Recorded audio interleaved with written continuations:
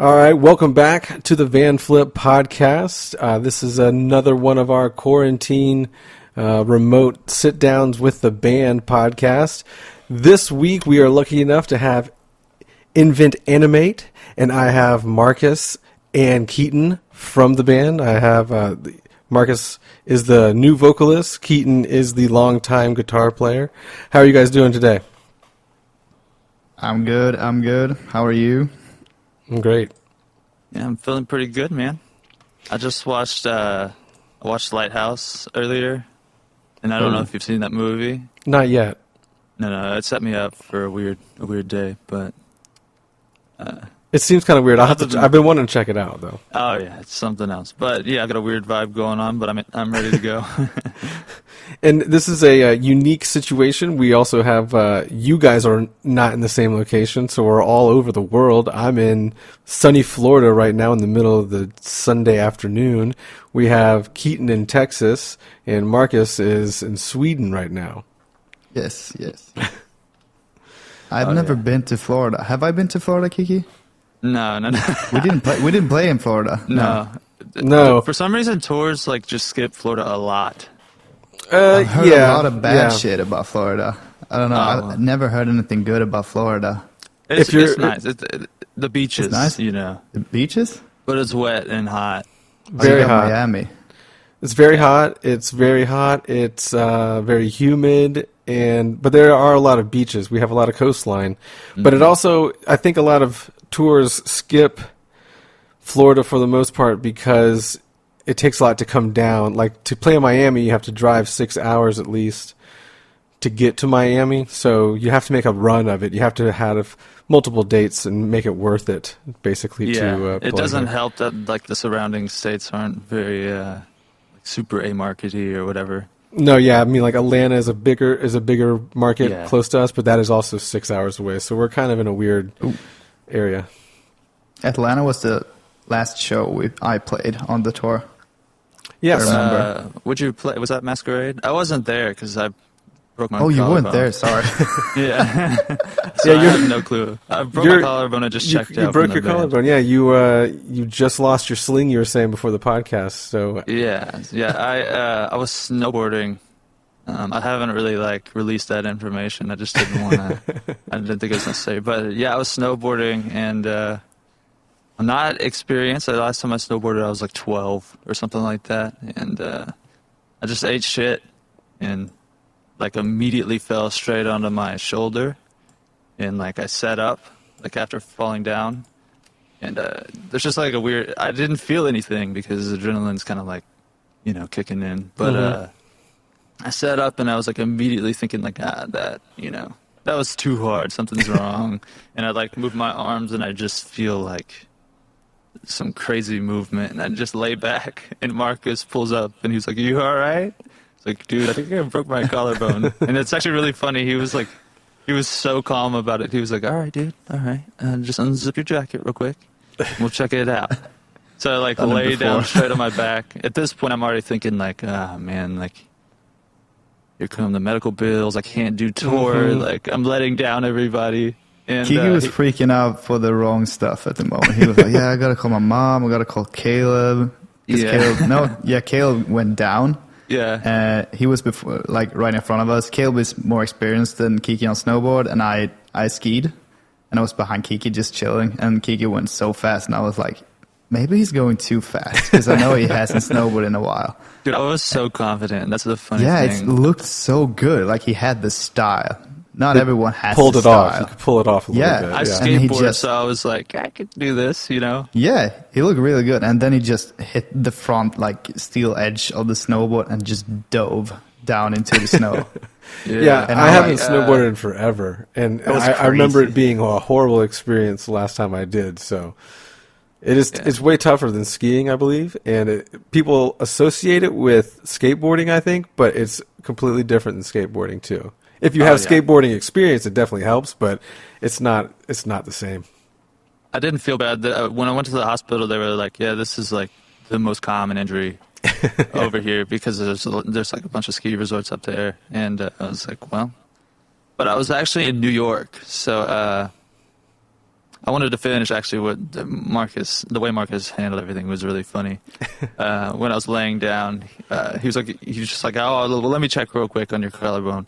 And he like unzips my jacket for me and he looks at it and he goes, yeah, man, it's definitely broken, but, and I was like trying to give myself some sort of relief, and I was like, you think it's just like dislocated maybe, or he was like, no, it's broken, but it looks so fucking sick. And I was like, did you get a picture of it? I have a picture. Yeah, I don't know. It didn't look too crazy.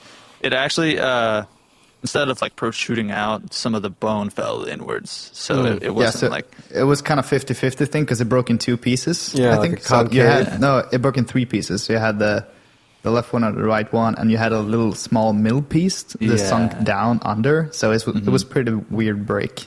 Yeah. How far into the tour was that? That was about halfway. The tour got canceled like a week later. So I guess relative to the situation, that was the best time I could have broke my collarbone. Yeah, like if you're going to, why not do it right before a pandemic, you know? And then I was like stuck in bed all day, and then they were like, well, you can't leave anyways. So I was like, yeah. Well, that was that's kind of strange too, because you guys, congratulations on the newest record that you know, Greyview just came out a couple weeks ago, like 5-6 weeks ago, and that's been well received all over the place, and you guys have yet to really be able to play shows in support of that. Leading up, I'm sure you guys played that tour, and I'm sure a couple of the songs on the set were from the new album, but how does it feel to want to play those songs out and get that out and support that record? Yeah, we did play some new songs. The sucky thing is we like planned, you know, you plan a release for the most part around a tour, because it helps with like, you know, just general promotion and like the first week sales. Yeah. You can sell like 50 CDs a night for a week straight, and that helps a lot.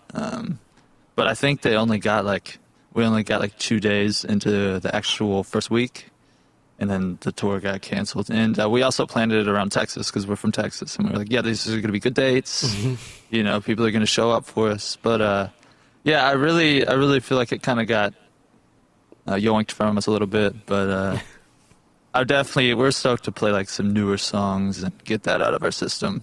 There's a lot of songs. Yeah, there's a lot of songs on the record that feels like, oh my god, these songs should be so great live, but we couldn't fit them in the set because they weren't singles. So we mainly had a couple of singles in our set, and we played them, well received. People sung the lyrics live, and it was pretty crazy already. We just released them, but we definitely want to have like more songs on the set. Yeah. I don't know, I keep reading stuff online, and it's kind of just like, oh, what can you really believe? But I've read some stuff that's like, oh yeah, you're not touring, it's not happening for at least a year. Yeah. And I'm like, well, what the fuck am I going to do? Well, we just posted an article I think yesterday, where Missouri, I think, is going to start doing concerts no way. in May. What? Yeah. Wouldn't that be so cool if all the bands like did a festival there? I mean, Just if they because allow it, yeah. Yeah, if it was the first place that opens, so everyone hops there. So illegal. Oh yeah, no, I think it's a terrible idea. Yeah. It's the worst idea I've ever heard, actually. But yeah, it'd be interesting to see like who plays or what goes on, like to what capacity they allow that to happen. You know, but who knows? At some point, they're going to have to do, you know, open it up or decide not to open it up or whatever. And at some point, we'll get back to somewhat normal with concerts and events and things like that. Hopefully sooner than later, though. Yeah, there's a lot of weird. I don't know. We had Europe lined up. How long? Lined up, so actually. you didn't play. How long into the trilogy tour did it? Were you saying it stopped in the first week? So you only got to play like. No. So we made it like 3/4 of the way through. Okay. All we had left was like the south up into Cali. You're saying after the release of Greyview, you guys... Yeah. Okay. Yeah, so we released it like the third week of tour, and it got we got knocked off somewhere in the middle of the third week. Okay, I'm just getting my timeline together. Gotcha. But yeah, like I said, we had a bunch of tours lined up, and those are all canceled, and I just don't know. Well, there's still there's like late in the year stuff that's still, being talked about, but it's like, who knows at this point. I mean, at this rate, it kind of seems, for the most part, that those still might go on as planned. I mean, I've seen a lot of things canceled over the summer, but certain festivals toward the end of the year, like Furnace Fest and a couple others, are still holding on. Yeah, and I'm hoping so. Hopefully some of those go through, but hopefully it doesn't really affect, large crowds and the whole situation that's going on. There's going to be like this. Go ahead. Yeah, I've seen like articles where people saying like, yeah, concerts are not going to come back this year. Yeah, I've seen that too. Yeah, I don't know. A lot of people are saying spring 2021. Yeah. Did you guys see the Hard Style Festival in Germany where they had people in their cars? No, that's so funny. Sounds crazy. Yeah, you should look that up. It's just like a parking lot. It looks like a parking lot, but it's like a full-on kind of, electronic music festival setup with fires, lasers, and loudspeakers, and they're just people in their cars honking and flashing lights. That's so funny. Yeah, it's pretty crazy. Of course, it's in Germany. Yeah, no, it couldn't be anywhere else. No, couldn't. There was I don't know. When I think of Germany, I always think about when we toured there for the first time. There was a vehicle that parked behind the tour package's trailer, and everyone was like super mad. And all these German dudes walked up, and they saw that we were having an issue. And it was like a little Fiat, and they literally just they were all drunk, like having a good time. It was like a party street, and they all started picking this Fiat up. They literally picked the Fiat up and moved it from behind the trailer. So that's like a movie scene kind of thing. Literally, and I don't know. Ever since then, every time I think of Germans, I'm like, yeah, those guys are on one, truly. Crazy neighbors. Yeah, right. Well, so back to the album. Let's get to talking about that. I also found it really, really. I really enjoyed it. I thoroughly thought it was a really well put together album. I even put it on my list of top 8 for the beginning of the year. Albums to check out. Heavy albums to check out. I really thoroughly enjoyed it, and it's your first album with the band, Marcus. Explain your approach to working with Invent. Do you do it from afar, or do you come to the States to record and write, or how does that process go? I mean, it's both, I guess. So we had a couple of songs lined up together, not finished songs, but kind of. And I just did it from my home studio. Just recorded ideas, taking some songs, instrumentals that they write, and just put some lyrics, some arrangements on, and they were right back and hey, let's try to change this, see how it sounds. So it worked out pretty well. But I mean, the big majority of the album was created in the studio, written in the studio. Cool. Yeah, we also there was some stuff we did retrack though. And I think you did a lot of stuff at home as well, maybe some dubs or something. Ooh, yeah. I forgot that. Yeah, dude, we did a bunch of vocal tracking because it was just, I don't know, we had there's an enormous pressure on us as well, Right, and we were like, we gotta nail this. Right. And, so we actually finished the whole record, and we were like, we're gonna go back and rewrite some stuff. I think he flew down 3 times for the record. Yeah. Which is too many, but too many. We were just trying to really nail it out. But yeah, for the most part, it feels pretty natural at this point to kind of work from afar, and it's worked out pretty good. If I look back now, and if we didn't do the retracking in Texas the second time, I feel I don't think the album would be received the same way, because it's so there's a lot of changes, especially with clean vocals choruses and verses and stuff that played a big part in the release. And I'm really happy we re-recorded that, because at first when we talked about re-recording stuff, I'm like, man, am I gonna have to fly back? And then I started working on some ideas here, and you guys started working on some ideas there, and we just like, yeah, let's do it. And I just flew over, and we did it with the guy who mixed the album, Ryan, and it turned out well. Yeah, it's like I said, it's really well put together, and dare I say, I enjoy it more than when Ben was doing vocals, because it is a drastic change, and like you were saying, that is an enormous amount of pressure to come out from underneath as well. So, yeah, what's the biggest difference between Greyview and the previous releases? I mean, outside of Marcus, with writing and just the sound and the tones of the record. As far as that, there's a lot of little things I feel like a lot of people wouldn't think about. So as far as the artistic vision, first and foremost, Ben handled a lot of that in the past. So all the visual elements of the record, and I don't know, you kind of create this feeling of what an album is that way. And I think Ben was very, very good at that. So we had to tackle that by ourselves this time, and we had some very specific ideas we wanted to try. I think we handled it more like a musician would than like an artist, and I think Ben handled it more like an artist. So we were too articulated and had huge goals that were really hard to meet, but we ended up doing something pretty good. But as far as the writing, I think we a lot of times we just kind of write.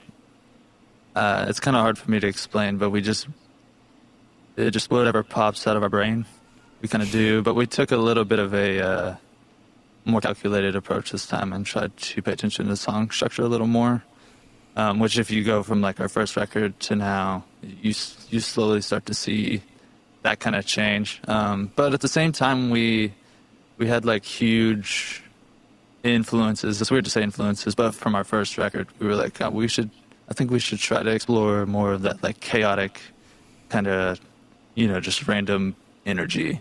Mm-hmm. And there's we have this thing where we do cleans all the time. That record had a special vibe to that. So I think we tried to pull a lot from the first record and see if we could get back to 16-year-old me mindset, true metalcore Never forget fan. Your roots. Yeah. But yeah, overall it's a pretty similar process. We wrote some in the studio as well, which we haven't done before. We usually just write and then just show up and record it. But we wrote some with Randy LaBeouf, which is Graphic Nature. We went there for a week and we smashed out 6 songs. A couple of which didn't get used, which is another thing. In the past, we've never not used songs. We pretty much write every song and we're yeah, put it on the record. And this time we ended up canning a bunch of ideas and a couple songs. Might be cool to explore those later, but yeah, it's just a whole. I feel like there was just a more calculated approach.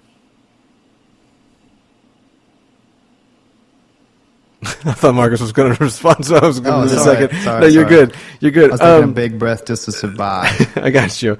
So how does it work? How did Ben leaves the band in the beginning of 2008, and you guys basically kind of take that time to regain your composure, and how long does it take from Ben stepping away to finding Marcus, and how did that process come to light and everything?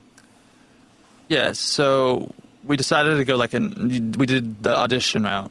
It seemed at first we were maybe we could just try to reach out to a couple people we think we like, and then we realized we don't know anyone that kind of fits the bill. So we were let's just go the audition route. So we actually set up an email, and a bunch of people did a bunch of YouTube videos, and we got just hundreds of auditions to just kind of scroll through. But a couple people hit us up personally, and a couple people like Marcus who were in bands before and stuff like that. And he just sent us. I forgot what he sent us first. I think he took our instrumental track on Still World and redid it. No, and then, I think the first thing I sent you guys was White Wolf with the video, one shot, and that didn't turn out that good. I mean, the screens were cool and stuff, but I didn't like it, and so I felt like, yeah, I want to do something else. I took an instrumental track called Solace from Still World and just did a vocal production with lyrics and stuff and sent that with the White Wolf one. And you guys, like, I don't know, you liked it, but you still wanted to wait and see, like, what else could come in. And then we kind of, like, moved in phases. So after, like, I don't know, after 2 or 3 weeks, we were just like, all right, let's take everyone we like, contact them, and see if, you know, they have anything more to offer. Because sometimes, like, for example, there's a couple people who didn't sing at all, and we're like, hey, can you sing? We like your vocals, and then they, you know, they would send stuff back, and they're like, oh, they can't sing. So you gotta. But yeah, so I think he kind of just made the most cuts, you know what I mean? And he's a very cool guy, and he redid. I think he ended up doing 3 auditions. Yeah, so, I did. You guys told me to take whatever song you want from Still World instrumental and just do something new on it. Yeah, we actually just released that. The remake. There's like some funny negative feedback. People are like, "Why would you do Ben this disservice?" Yeah, And it's like, that wasn't the point. It's just an audition. It's just to show him creative, you know, how he can create on his own. I think it's vital for, like, you know, the fans to kind of see that kind of stuff and whatnot, because obviously there are people, you know, it is one of those things that is like that movie Rockstar, but in like a much smaller way, where, you know, you try out for a band that you are a fan of for the most part because you saw the ad or whatever, and you applied technically to, you know, the spot, and then it's cool for fans to see that, because then, you know, that's something that they can look forward to possibly maybe one day doing and everything. So it's a cool story overall. Oh yeah, it's funny. I still remember a lot of the vocalists that audition, and I think, like, all the time I'm like, I want to see those guys in a band. Like, yeah, there's just a bunch of, like, so sick people out there that, you know. Were there any that are in bands already that you turned down? That were like established bands already? Yeah, there was some funny ones, like the old vocalist for the Crimson Armada. I was like, oh, really? We used to love that band. There's things like that, or like, there was a couple, yeah. There's definitely a couple. That one stood out to me because me and Trey, I don't know, when we were really young, we used to really like that band a whole lot. And I was like, that's interesting that guy's applying, you know? But he could sing or something, I don't know. Just weird little things. What made Marcus stand out the most between everybody? Because it sounded like, you know, to stand out of 100+ people, there's got to be some qualities outside of him being a cool guy. Yeah. I'm Swedish, bro. That's the thing. Yeah. That is a perk. That is a perk, especially in the metal world, you know. Yeah. First, a lot of it was just like having. It's really hard to have a good scream and sing good. We found that out pretty quickly. And everyone who can do that, that's like, from what Marcus describes, is very insane to do and very hard. But I think it came down. He just has like we love his scream, and he just is able to sing as well. So that seems almost like too simple of an answer, but I don't know. He just sounds cool. We just like it. That's cool. And it's been kind of a bummer, though. You came into the band, like, how long were you technically in the band? Like late 2019, or like how long after Ben leaves does Marcus enter into the band, and how long after Ben left were you guys starting to plan the next record, or how long did it take to get to that point? I feel like I can't remember, Kiki. When did I actually join the band? What month was it? You joined the band. I can't. I know it was a year before we recorded the record, or something like that. No, that's too much. It was the same Is year. it? Yeah, because I think it was spring 2018 or something, like March. And then we recorded the record in November. Is that wrong? October. October. Okay. Yeah. Yeah, and we didn't announce you. I think that's what it was. We didn't announce you till like the first 1.5 single. year. Yeah. Yeah, I think we posted something about your new music coming out or a new single coming out, and that was also the introduction of Marcus, I think. Mm-hmm. Well, at least on our news archives. And that's somewhat of a good, almost a year later or something, so I'd imagine for him that probably sucked. We were just like, hey, don't say anything, you know. Sucked at. Dude, I think like a couple of days in, first time in America, we went to New York. When we were at the studio, we went to New York and just like explored, saw the city, Central Park and stuff. Went up to Rockefeller, and I couldn't post anything about that on socials. And I was like, my fingers were itching because, we're going to keep this a secret. Yeah. It sucked so Yeah, hard. I was going to say, were there going to be internet sleuths that were going to sniff out what you were doing, you know, if you posted that why stuff is to he in social America? media? They Why is did he in it America? anyways. They're in the studio. They sniffed that's it out weird. anyways. I don't know Did how. they? Yeah. We got they FBI figured it out agents. quick. Yeah. Someone must have called been them, seeing the tickets, you buying tickets from, Sweden to Texas. Yeah. Yeah, they were like, I don't know, they figured, I can't remember how they figured it out. The weird Remember? one, we call him Fish because when we first met him, he's Swedish and Swedish Fish. So, so we just called him Fish, and I like made a post and like joked around and said that his nickname was Fish, and someone took it and was like, "They're talking about Swedish Fish. Yeah. Marcus is from Sweden. He And just Marcus left is a vocalist." Vienna. And then eventually, like, I think people in Europe kind of, like, heard some rumors, and they were like, yeah, for sure, he's in the band. So they put it together before we... Yeah, I think it took me half a year to realize that my nickname Fish was associated with the candy Swedish fish. I thought it was a prison thing. Right, okay. Yeah, because I was a new guy. Right, no. Yeah. A prison thing? No, it's just a candy thing. Yeah, I guess. prison. We have That's that in actually Sweden, so but we funny. just call it fish. Yeah. Yeah. Oh, yeah. I saw that in Europe. They're just literally called Fish. That's so funny. Yeah. Candy fish.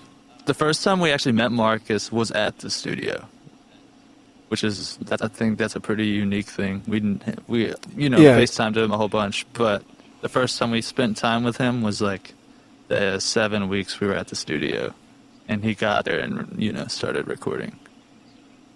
So I think that's a pretty notable thing. We were all really nervous, I think. I'm like, oh, what if he actually sucks? This whole time he's like catfishing us.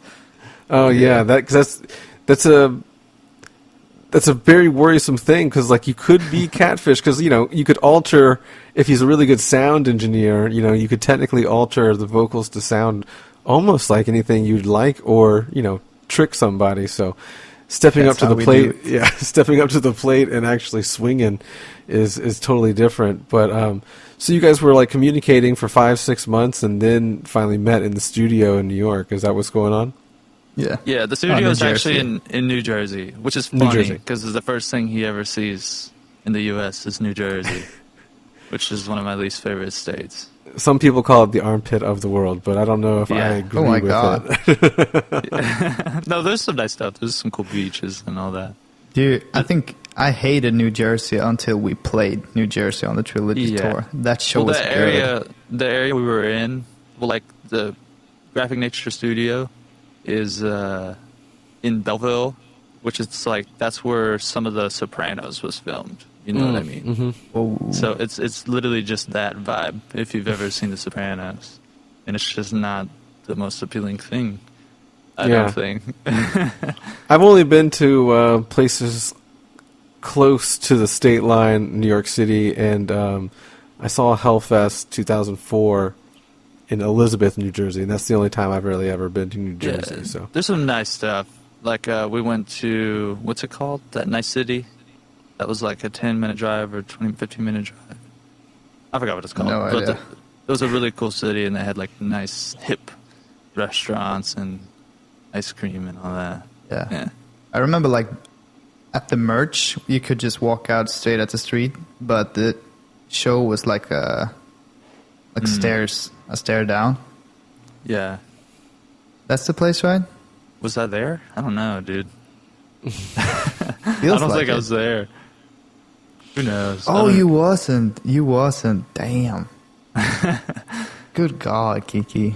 Yeah. Why did you have to break your collarbone on the tour? You missed out on all the fun. No. Yeah. So Marcus steps up, takes frontman duties. This is the first tour that you guys had really done with Marcus at all, and it gets cut short. So how was the reception of Marcus for those shows, and like how have the fans responded since the album release with his style of vocals and whatnot? How have you heard any negatives, or have you heard any more positives about it? There's definitely both, I mean, I think there's always going to be these people who just can't see a band any differently, Mm-hmm. They're just like, this is what that band is. They're not allowed to do anything else, But there's for sure more positives than negatives. And I think any of the negatives are just like I said, just people who, it's not like they hate how he sounds. They just can't hear it another way, And there's been worse reception. Like I think back to North Lane, and people like wanted to kill them or something. I don't know. Mm-hmm. It's crazy. I remember that. But I think it was good. I think it's pretty good reception, overall good. And like since the tour, I think a lot of people are like, okay, he's legit, It's kind of like he passed the test. Okay, he can be in the band. Right. You've made the cut. You had some tours lined up in Europe. I'm sure Marcus is itching to tour Europe, or do you find touring America more pleasant? I feel like I don't know. It's pretty hard. I only toured 3 times in Europe, and it's pretty different because my old band, we started out and we started our first tour ever was a headlining tour, and our second tour was a headlining tour as well. So like there wasn't a lot of people, so it's hard for me to like just see the differences, because in America, I mean, like we had Silent Planet and Currents, their fans as well as our fans. And but I don't know, I like Europe more because it's old. It's really old, like in general. Like America, everything feels so new. And like in Europe, every other show is in a different country and a different culture, and I like that the most. While America, I mean, everything's different from state to state, but not that much, if you know what I mean. Mm-hmm. Yeah. But I feel like when it comes to shows, Europe is scary, because America, I felt like there was like a standard. Like it was almost like there wasn't always as much people as the day before on the shows, but it was pretty close. While in Europe, you can play a show in like Germany and it's like 500 people, and you come to like Italy and there's like 50 people. So it's really scary. Yeah. That happens here all the time too. Don't worry. Yeah, it depends on the market tour you're doing. Like if it's an A and B or B and C, whatever. Yeah. You didn't have to play like some shack in South Carolina yet. Yeah, you haven't done the Veterans Hall yet.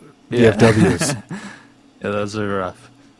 Speaking of that, you guys come from like a smaller kind of. I mean, Marcus, I don't know where the band I'm speaking of comes from a smaller Texas town. You're about like an hour and a half outside of Houston, right? Yeah, so Trey and I live in Southeast Texas. It's called the Golden Triangle. It's like Beaumont. He lives in Port Arthur, which is like a 15-minute drive from me. Kind of all the same thing, but it's relatively small. It's like there's probably 150,000 people here total. It's not the smallest thing ever, but there's no music scene here. There was sort of one when I was really young, so a lot of it was just like reaching for Houston, and I think in that way too, a lot of people have huge hometown shows and stuff like that, and we just don't have that to come home to, so we kind of like resorted to the internet and just tried to like do the best we could there. Yeah, is that how you guys got? Go ahead, sorry. It's just made for an interesting thing. Like our biggest, or like our most fun markets are in like Massachusetts or Cali, whereas like a band from Cali does a hometown show, they're going to show up, you know what I mean? Mm-hmm. We don't have like a predominant Texas following, surprisingly. Interesting. Does that style of music not really vibe with the Texas market, or is that just Because you're think from a it smaller does. town. Yeah, I think it's just we're from a town where we didn't like grow up as a local band. You know what I mean? We did local shows. Don't get me wrong, but we just traveled to Houston, and people didn't really know who we were. And like, I think the internet gave us a shot before like the crowds did. You know. Mm-hmm. Is that how you guys linked up with Tragic Hero? Was through the internet, or were you just like submitting demos all over left and right, kind of a thing, or? Yeah, we were just recording music for fun, honestly, and our old managers, Andrew and Jason, picked us up, and they were able to get us in contact with Tragic Hero.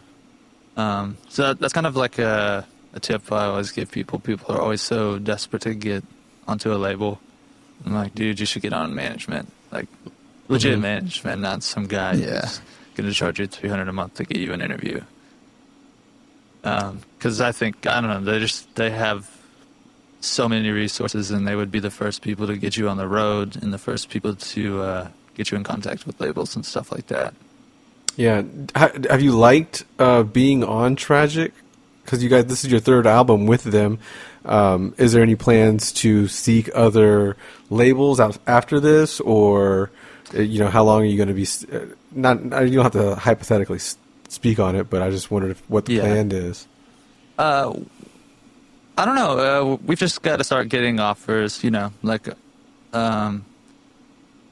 if we get an offer from Tragic Hero, like a renewal offer, because this is our last record, we would we would consider it. But we'll probably get multiple offers, and we'll just go with what we think is best. Cool. Because this record did seemingly well during its first couple weeks. I mean, you guys peaked at the 65 spot on the Billboard. I know you guys, I haven't pulled up here. You had a couple other accolades for that week. You were number 5 on the hard rock albums, underneath a couple other, pretty big heavy hitters, the Code Orange album, the new Tool album, and all that other stuff. So how does that make you feel when you guys release something? Because after such a gap, you guys hadn't really done any new music since 2016, and technically it had been 4 years since anything new had kind of hit the market. How did that make you feel with that reception? I feel like for me personally, I see that the gap that we had, it didn't feel like a good thing. I feel like that would be a bad thing for us, but it kind of turned out well. People were like, yeah, they're back. And that was a good thing. But I remember being so scared because the gap felt like something really bad, because we didn't plan on taking that long on this album. But it turned out the way it did with setbacks and stuff, and we were like, yeah, fuck it. This is going to be like a fresh start instead of a comeback. But it did well. I think people actually saw it as us coming back, and I loved that. That felt good. Yeah, I think we're super lucky because time will just kill a band, honestly. People just don't have that attention span, you know what I mean? And we're just lucky to have a following that really came through. And it's very, very rare that a band grows in absence. And I think we managed to do that, which is just insane to me. Yeah, how do you think? What do you think the recipe is for that? Because you guys, at 4 years is a long time to go from the last release to, losing a vital member of the band, replacing that member, writing a new record. What do you think attributes to that staying? I don't want to call it staying power, but what do you think attributes to that? I don't know, man. It seems like hype can only go so far, because we tried our best to stretch the vocalist hype out, because that's all we had to offer. It's like we don't have a record or we don't have anything to give you, but I promise we're working on stuff and we have a new vocalist, and there's a pretty hard line between, I don't know, we hit a point where people were just like, at this point, I don't even care. It's like, it was hype at first. People were like, oh shit, they got a new vocalist, I can't wait to hear it. But, I don't know, eventually we started seeing a lot of comments of people who were just like, yeah, I don't even give a shit anymore. Just please do something. Every time we drop something on social media or something, it just felt like, why? Why are we doing it? Because it felt like we're just pushing it forward for everyone. like give him them false hope or something. You gotta do something though. Yeah, I know. We were trying to still exist as a band. Yeah. Well, just giving little breadcrumbs of, teases, People started hating that though, and it was just like I don't know what to do. Well, now it's got to be even worse because you have everything. The record is out, and all you can do is still post breadcrumbs and teases. Yeah, I'm sure we wrote something the other day, and I was like, I might post this on the Instagram. Just like Are you guys writing like a quarantine type record, even though you just had a record out? Are you guys taking, taking use of this moment? Yeah, Trey and I aren't working. I'm not working because of my collarbone, and he's not because of the whole quarantine thing. No, I mean working on an album. Sorry, not working on an album, working on music. Yeah, I got you. Okay. Sorry, I was circling. But yeah, so we decided the other day, we're like, well, we're not doing anything, so might as well go hit the studio at least a couple times a week and just get our brain moving on some stuff. But we've already done some pretty cool stuff I'm excited to use. Who knows? Yeah, but I think there's going to be a pretty heavy influx of albums early, quicker than they would usually just because people aren't doing anything right now. Exactly. Plus, your fans have waited long, like we said, 4 years. Maybe, give them a little EP after that album, comes out. Well, you said you had some songs you threw, in the wayside that you had extra material from Greyview. I mean, maybe a B-side or something like that?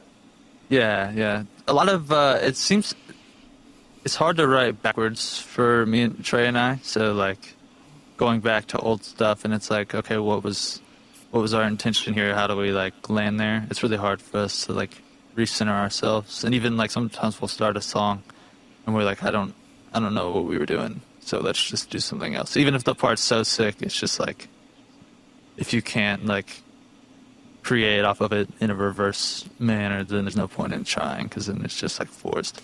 But I get that.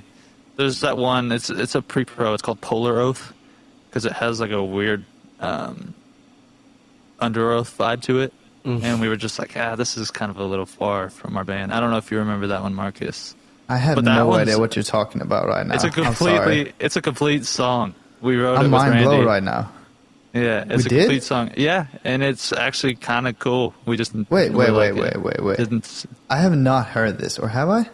You might. I'll send it to you. But Good God. Are there vocals on it or no vocals on it? No. It's just strictly instrumental. But it's a whole song, and I a couple of band members were just this doesn't sound right. Marcus looks very excited. He looks very excited. Dude, for I want to do vocal. For me right now, I'm still working 74 every day. I do some carpentry shit, and during the evenings, I just try to go to this my home studio and just do stuff. But now I've come to a point where I'm I don't know what to do. Right now, I'm working on a cover, just doing vocal covers, trying to work on my vocals, writing electronic songs and stuff. But Kiki, if you got some. You know where I am. He is bored. He is so bored right now. Yeah. Speaking of electronic stuff, I want to start incorporating that. That seems so fun to me, but I just don't know how to do it in a cool way. Well, you guys kind of had some post-production kind of elements added into the music. It felt like programming. Who does that? Is that something that Marcus has added to the group, or is that something that you guys do outside of that as well? We're really bad at it, man. Trey and I are just bad at that. We could learn. We just don't. We also just don't have the resources. We don't have any good plugins that have a bunch of pads and stuff like that, or arpeggiators. But someone who did have that and who is really smart is Randy LaBeouf, which we tracked the record with, and he had a helping hand in a good bit of post-production and stuff like that, and even wrote some very cool stuff. He wrote our interlude, for Heaven Alone. So he wrote that pretty much by himself, which is pretty much all of that, just a bunch of electronic elements. I remember And, a lot of stuff he showed us. Like I was in like the bunker playing like PlayStation or something in the studio while you guys worked out instrumental stuff, and you guys were like, "Hey, come check this out." And I walked into the production room, and I was like, "Oh my god!" And Randy just wrote something electronic along with your like ambient guitar stuff, and it felt so like artsy. Yeah, he's That's the killer right at word. it. He's killer. Yeah, he's creative as hell. He's kind of like the has fifth this- member now, you know? Yeah, Yeah. He's actually super. He's actually super good at that stuff. We were talking about. We have a resource here, like a guy who knows some people who do like some gospel music or like Christian pop music, whatever. And they're like, whoever produces that stuff is so good at that. And it's like, how do we get a hold of those guys? You know what I mean? You trying to make incorporate some choir type stuff? Yeah, or anything, you know, like some just some cool like crispy pop elements, and maybe some. We really choir stuff's really cool, and I think we have tried to explore it, but we haven't nailed it yet. Yeah. But we definitely want to do stuff like that in the future. What is the difference between the sound of your previous 2016 release to Greyview? Personally, it sounds a bit more mature. Does Marcus bring any ideas to the table as far as the music goes, or is it just you guys, you know, having the time off, riffing ideas back and forth with your core unit? Yeah, I think it just kind of, like I said, it's kind of hard to explain, like why we write stuff we do. But it's just like we sit down and we, the first thing that pops up, we're like, okay, how can we turn this in, or how many different ways can we make this feel, and which way feels the coolest or the saddest or the scariest, whatever, you know what I mean? And it's like whatever our intention is at the time kind of comes out. But I think a lot of maturity has happened, and like, I think if you took this record and threw it with the same production as our first record, like Ever Changer, which was Brian Hood, I think it would actually like kind of translate more than it feels like it would, because the production in general is more like real and not so much more, but a lot different. Like we still love everything that Brian would do and stuff like that. It's just, it feels a little more raw, which feels more like a band and more mature in a way, I guess, or more modern, whatever the case. But yeah, I think it just kind of came naturally, and like with age and the way music has moved and what we have started listening to, like we're not just sitting around jamming Periphery 2 all day like we were back in the day. You've got your own style now, you know, you kind of like matured. Yeah. I think we have like a formula, which kind of a lot of times we joke around about that being like cheating or whatever. Yeah. It's like, oh, we already know what we're doing next because we've done it a couple times. Carbon copy it, yeah. Yeah. Marcus, do you ever drop like ideas for songs as far as like how a guitar sound or a drum pattern or anything like that? Do you ever give your input in on the writing process like that? Or do you just get the songs full, already done, like we were just talking about, and then just add your piece to it? I mean, like the big majority of it is like that. I get the songs instrumentally, and it sounds insane. And I'm like, hey, let's do it. Let's get them vocals on, and everyone just comes together and just try to piece everything together. But sometimes I go like, why can't the guitars not do like this? And they have to explain to me why they are the way they are. And I'm like, okay. But there was a lot of like a couple of stuff I remember, like we changed like small stuff. Like there was some small drum stuff that was changed because of the vocal patterns that we wanted to have on a track, for example. And I remember being a melody, but can't remember which song it was. But we changed the melody a little bit. And then we changed the vocals, and then we changed the melody of the song again. And then you guys, that was right before we retracked almost every chorus on the album in Texas. So yeah, like there's a cooperation of everyone, but I guess the majority is that I just get a good track and we sit down and we try to pinch ideas, see what we want to do with it, maybe take like some lyrics that someone of us has written, and we just try to like, yeah, this feeling sits right, like when you hear this song, and we just try to pinch everything together, make it sound good. I think that's probably how it's done. Yeah. Would you want to continue doing that going forward, or would you rather like? How would you want to continue going forward as a band?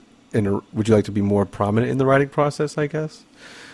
No, I think this works out well because like in my previous band there was like 100% thing. Like they wrote like a heavy ass song and I just like put heavy ass vocals on it and just made it sound good. And they were like, yeah, and they told me basically they were better at it than I was, so they just like told me like, yeah, do this instead. And I was like, okay, let's just try everything out, made it sound good. But now this writing process has felt more creative, if that's the right word. Yeah, it is. Just try to like, because you're by yourself and you're creating it. You're listening to the songs and you're interpreting them in your own way. Is that why? Yeah, it's like my old band, they still lived in Sweden, but it was like 6 hours away, so I produced the whole record at home. Like going back and forth with ideas through the internet and phone calls and stuff. And this time we were in the room, in the studio, and it just felt so much better. I really like how we did on Greyview. Like small ideas, we can do it like we did on this record, that we recorded the album and then we wanted to change stuff after, and we tried out ideas because I had a studio at home, and I liked how that was like used as a tool before we got back to the studio. And we actually ended up saving some stuff from those recordings I did at home. And I just like remember being so at ease with how everything was done at the studio. Everything felt great. That was good. To be fair, a lot of the material was already written also. Yeah. By the time you had gotten in the band. There was definitely that was one of my songs questions coming up too. Yeah. Yeah. So, and also like Trey and I are pretty creative, control-y, admittedly. Like, and that's like, I think that's sort of a bad quality. But it takes us a while to trust someone's opinion. But we like quickly started to trust Marcus's opinion, and like now, you know, knowing what I do now, I know that he's actually like a very good musician. And like I actually asked him the other day to send me some electronic stuff, and he hasn't done it. What kind of electronic music are you making out there in Sweden, Dude, Marcus? I got some like, I don't know. Have you heard, what are they called? Have you heard Apparat? Apparat? How do you say it in English? They got a song called Goodbye, and you have, good God, let me pull that up. It's so good. It's like super artsy and weird, and I have no idea what the hell I'm doing right now. It's basically, have you heard Low Roar? No. Dude. I'm more familiar with, I'm familiar with, music production because I have Ableton myself, and I fool around the electronic world as well. But I make more like house music, I guess you could call it. Cool. Yeah, I feel like my music that I work on right now that's electronic is more to the weird ass Billie Eilish beat thing. Okay. Like a lo-fi beat, like a lo-fi vibe? Kind of, yeah, but with a lot of synths and like stuff going on. A little bigger, do you know what I mean? Like a wider angle to it, but it's still weird and artsy. That's what I want to do, at least. Do you put any of it out on like SoundCloud or anything like that?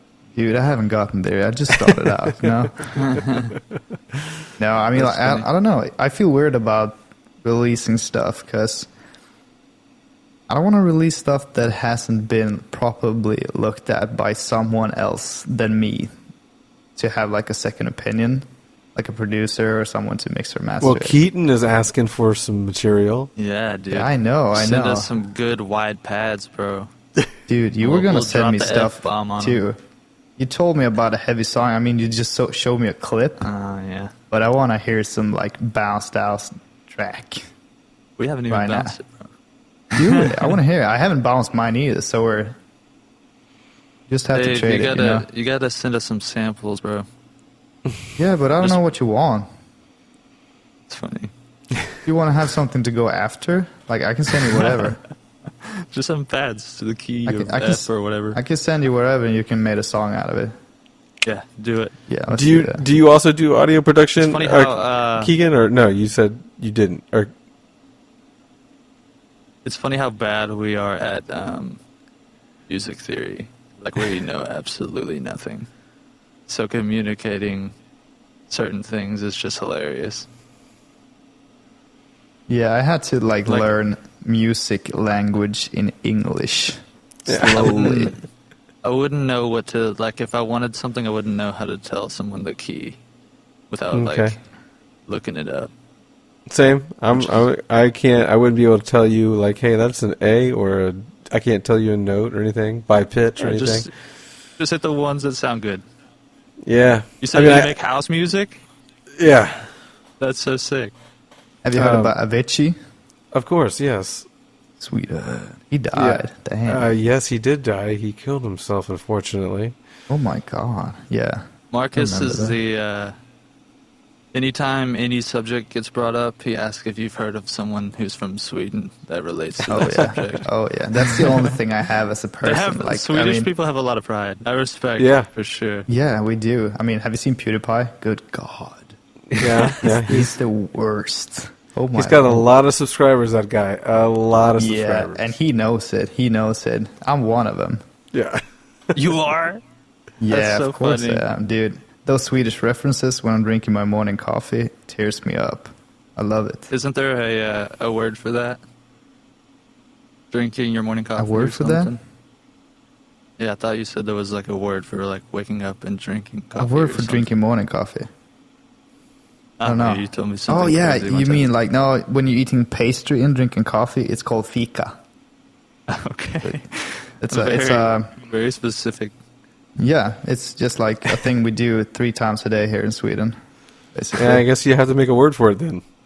Yeah, probably. Like, there's a lot of Swedish bands I know that kind of like market the word just to get it out in the world, so everyone knows what it. Yeah. Maybe we can incorporate that in the next album. You know? Yeah. We'll call the definitely. song Fika. Coffee and pastry. Coffee and pastry breakdown. I don't know how sad you'll be able to make that one, but you know, it might be a good challenge. Yeah, That was that's the goal, happy man. thoughts. It's funny that you say that. We wanted to make something sad. We wanted to make a sad record, which is funny to me. Yeah. I mean, in retrospect. what is your favorite part of? What's your favorite part of Greyview? Oh, I know mine. Like straight from the top. The last song, Nova. Oh my god, if I said that wrong, I'm gonna... Oh, it's the last song, Nova. There's like a vocoder part towards the end of the song. And I remember we recorded it before we put it. Like before we made it a vocoder thing. So we recorded it. And I got out from the session room because I was done for the day. And I got back, and you guys, with Ryan, has made a vocoder part. And I sat back and listened to it, and I'm like, good God. It sounds insane. And it was like euphoric. It felt like Imogen Heap kind of style. And we just put more reverb on it, just make it huge. That's another one of those things. so- It's like we suck at that, and someone came through and made the parts so good. But Is that yours? What's yours, Keaton? That's hard. It's hard for me to. I can tell you things I don't like. Well, that's the next question. But it would be great to have a positive one to balance it out. There's some cool riffs. I just like a lot of the riff stuff that me and Trey were able to come up with. Monarch is a very cool song to me, and I think the breakdown in that song, it's the last breakdown. And it's like that's one of my favorite moments. A lot of it is like the chill stuff, like the vocoder part's really cool. Heaven Alone, which is the interlude, is like actually that leading into Monarch is like kind of like my favorite feeling on the record. The breakdown in the end of Monarch was surprisingly good the first time I heard it. It was really, really good. And people love it. Like, they love it. I love that they love it because I don't know. I know how I felt first time I heard it. And it's just like, I don't know. It's just a big ass boom, and then it just gets silent, and you hear this ambient thing going on forever, and it just keeps going, just smashes into it. But I think that's definitely the best breakdown on the album. It has to be. I think I'm a little worn out with the singles, or I probably would have picked that. Like, you know, if you would ask me a couple months ago, I think Halcyon's pretty high up there for me. It's a really cool song. Definitely. And Fireside, It's good live. low key banger. Not to toot my own horn or anything. No, it's just that was the first time we explored like a really actually soft song. We've always talked about it in the past, but we ended up like making it heavy or something. But Yeah, kind of there's definitely a good balance of that on the record for sure. So, what are the low points of the record for you guys? I think he just said he liked Nova a lot, but that song got rewritten a lot, so it probably left a bad taste in my mouth. I think I would have done some different stuff with Nova. And Eden was another thing we just like rewrote a lot, and I think those two are probably just like the least important songs on the record, in my opinion. Yeah, I think the same about Nova. I just said the vocoder part because it's so freaking good. Mm-hmm. But Nova as a song, even with vocals, I feel like there's a part that left a bad taste in my mouth as well that we redid. Mm-hmm. But I just went with it because it's in the song structure, and I was like, yeah, maybe I don't like it that much because I was so used to the old stuff. Yeah, It was just the song was structured so bad at first, and we like tried to fix it. And it sounds cool. Like it's good enough to go on the record. Yeah. Don't get me wrong, but it's not like I don't know. It's just a little bit of a low point on the record for me. Yeah, a lot of people said that that song is their favorite, and I'm like, what? Yeah, well, then people just like chaotic energy, I think. That's just true. Yeah, That's true. So what's the plans then going forward? I mean, for the band to kind of end on because we're going on an hour now. So just to kind of wrap it up, what are the plans for the band? I mean, like, is it a fear that you guys, could have released this record and then enough time has gone on if shows don't come back until like the springtime of next year, technically you guys could have another record out or material ready for a record. You might be able to go the entire time without playing some of these songs. What is the plan, going forward for you guys? Is that something that you guys have like thought about? Yeah, I think everybody knows by now, just by the way bands. I mean, everyone's struggling. Don't get me wrong, but bands make the most money by doing tours, and like that's how they support themselves. It's not and merch, but it's not like streaming so much. It's not a lot of other things. It's like mostly merch and touring, and like the combination of both is how a musician lives. So I think a lot of brainstorming on how we can float and stuff like that. And then other than that, we're just going to write a record and like get ready to explore our new options. Like I said, this is our last record with this label, so either we move forward with them or we find another label or whatever the case is, whatever offers we get. We're just looking forward to keep going, like maybe put out some singles as soon as we can. And from there, hopefully it all lines up, and then we're able to go on tour again. And hopefully we're not playing a new record and not this one by the time we tour again. So we'll see where it goes. But other than that, yeah, it's just kind of keeping busy and staying afloat. Yeah, imagine doing one tour on one album cycle. That's funny. That would feel bad. I think a lot of fans would hate that because like I said, I think a lot of people have really gravitated toward this release, and I think a lot of people would love to see these songs live. And even though a minute section of the American population has seen it, I think a lot more people would enjoy it.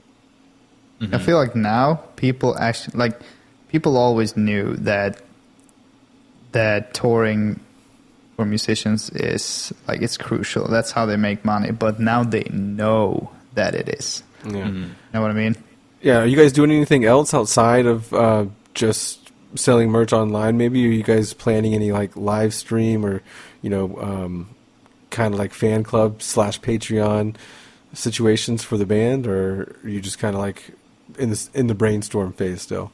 Yeah, we're brainstorming. I think stuff like that can come off as weird, and I just don't want to try to, because like I said, everyone's struggling. We're not like the only people struggling, so I just feel a little weird about stuff like that, and I don't know what we could offer for it, you know what I mean? So it's like, we are thinking of ideas though. Like, I want to finish our tabs soon.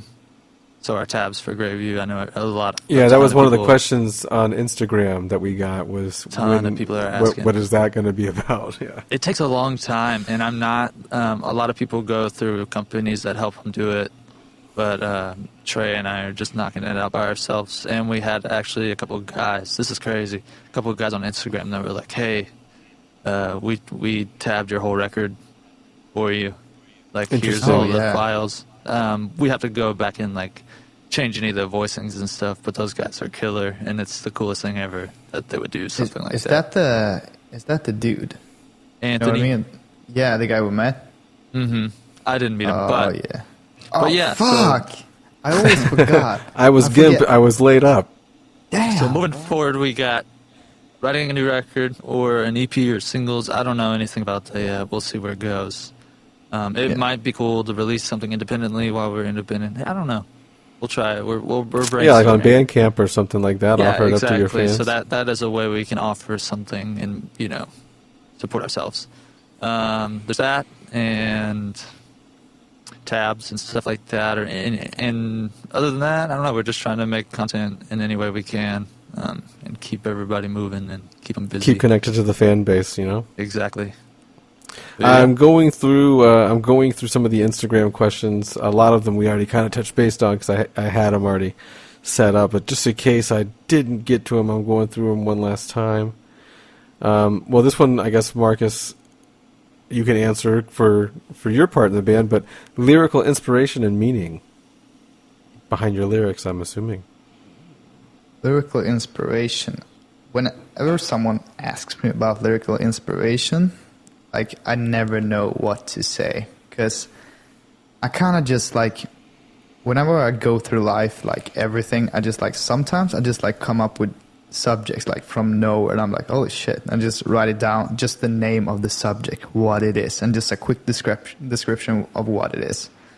And then I just, like, whenever I feel like I want to just write something, like, if it's, I don't know, just story, or it's a song, lyrics, and stuff, and I just like take that subject and just write it down while listening to basically just ambient stuff. Have you heard about Alan Watts? Mm-hmm. I just listened to like maybe some Alan Watts stuff on YouTube with like when people have put just ambient stuff on it, or I listen to some Hans Zimmer, like movie music, just good vibey music, and just try to like make it as good as possible. Like recently, like with Invent Animate, like trying to match their style, there's been a lot of like times for me as a Swede to learn hard English. Do you know what I mean? Yes. So I have to like, I don't know, sometimes I feel like, ooh, this word sounds good here. What does it mean? I have to go and just like look it up. I'm like, oh, I was right. I was correct. Yeah, you wouldn't want to be the other way around. Yeah, exactly. But sometimes it's just like, oh, I want to have this word here, but I want to have this word here. So I just like look up synonyms and antonyms and stuff. Try to make it like pop. But basically I go from ideas. And I just try to dive myself into it and make myself feel the correct way just to move forward with the idea, if that makes sense. Yeah, I get it. One last question. Is the apostrophe supposed to be there still or not? Is it supposed to be no apostrophe as in Invent Animate? Or is it Invent apostrophe and pause Animate? Yeah, we got rid of that a while ago, but it was like, that was like an early idea to I don't know. It's a stupid thing. We were all like really young, but the name came from the idea to invent, to create something, and then animate it to bring it to life. Mm-hmm. I get you. Pretty cheesy. Alex, so the comma separated those ideas. You know, I don't know. At the beginning it was cool, but now it's just like just cooler without it. I don't know. And growing up, bro. But our Spotify it's a different evolution. Spotify is really hard to get them to take it off. For some you gotta reason. get your management on that. I think we did, and they were like, "Yeah, we tried." It's just, I don't know what it is. I think it has something to do with the way old songs are like copyrighted or something. I don't know. Or like the way your music will transfer that could be over. A thing. I don't want to blow our streams or anything. Yeah, you would have a separate profile, I guess, until they could get it all together. So we're just stuck with it, and people love it and people hate it. Who knows? Well, that was a question that our webmaster Alex asked me earlier. He says, "I'm always posting news about it, but I can't remember if it's apostrophe or no apostrophe nowadays." Yeah. We thought of making a funny shirt, like a memorial for it. R.I.P. apostrophe. Yeah, and never came around to it.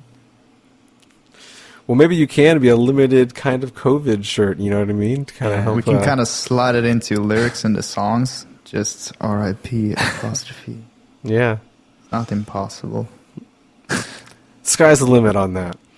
Well, guys, I appreciate you guys hanging out with me on a Sunday evening. Well, I don't know what time it is for you, Marcus, but it's afternoon for me. It's 10:30. Okay, so not super late, but late enough. Not bad. Yeah. But again, congratulations on the new album. Thank you. I hope that you guys can tour with this in the next couple months. I hope I can catch some of these songs live.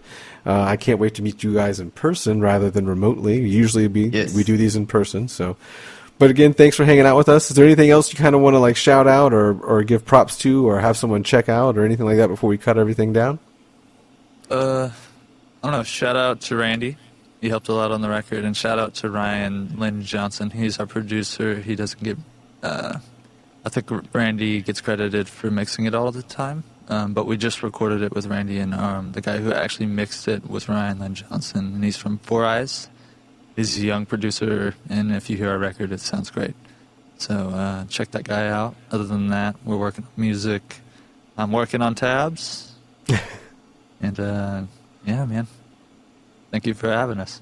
Cool deal. Yes, thank you.